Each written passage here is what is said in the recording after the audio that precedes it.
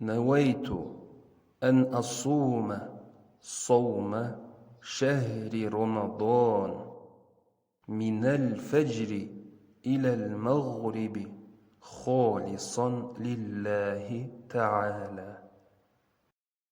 نويت أن أصوم صوم شهر رمضان من الفجر إلى المغرب خالصا لله تعالى. اللهم لك صمت وبك آمنت وعليك توكلت وعلى رزقك أفطرت.